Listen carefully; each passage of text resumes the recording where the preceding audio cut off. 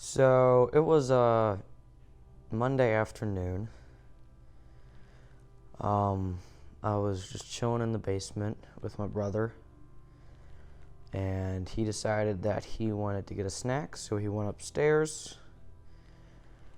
And after a little while, I heard the alarm go off, the fire alarm, and that was really nothing out of the ordinary. Sometimes they go off because they're low battery or whatever. And I wasn't in a huge rush to go and fix it. My dog was outside, and she's really the only one who gets bothered by it. So I just kept doing what I was doing. I think I was watching YouTube or something. And then he shouted, "There's smoke." And I was like, okay. I figured he was just making, sandwich or something. Smoke came off the pan or something. I don't know. So I took my time. I walked upstairs, and whenever I got to the top, there he was standing in the middle of the kitchen, surrounded by smoke. We quickly ran out of the house, and we found ourselves on the front lawn. 3 of the scariest moments of my life just all kind of came one after the other. One was whenever I looked up at my house, I saw the smoke, and just that realization that my house was on fire.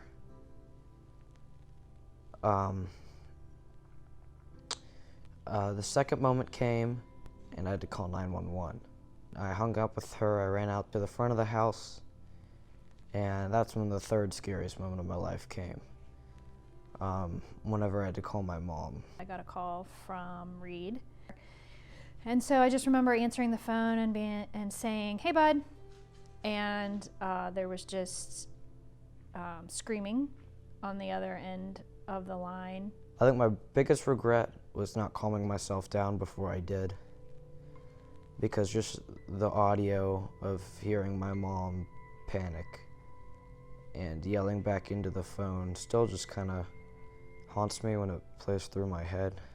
And he just kept yelling, "The house is on fire, the house is on fire."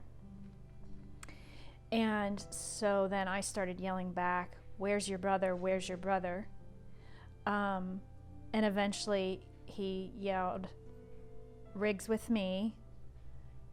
And I said, "Where's Holly?" which is our dog. And he said, "Holly's with me."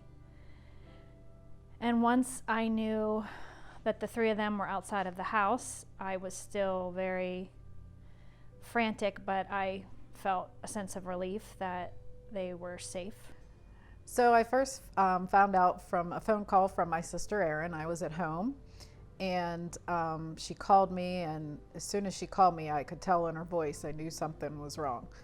And she told me, right away that there was a fire. She kept on saying, "The boys are fine, everyone's fine." And she just wanted someone to get to them.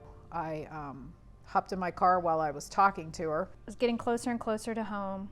The road was actually closed, and there were fire trucks and all kinds of emergency vehicles everywhere.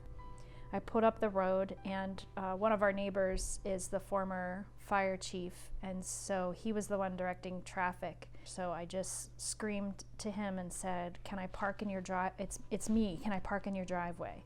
And he said, "Yes. Get over there. And I jumped out of the car and ran over, and I just wanted to see the boys and to hug them and just to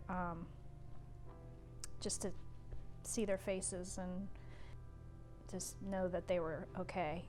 And then the scene at the house was crazy. I think there were actually 13 fire companies that responded to the fire that day. It was probably a couple hours before the fire was out. Taking a step back into the house and just smelling the smoke and seeing all of just the insulation and the drywall just piled all over the entryway. It was something to look at.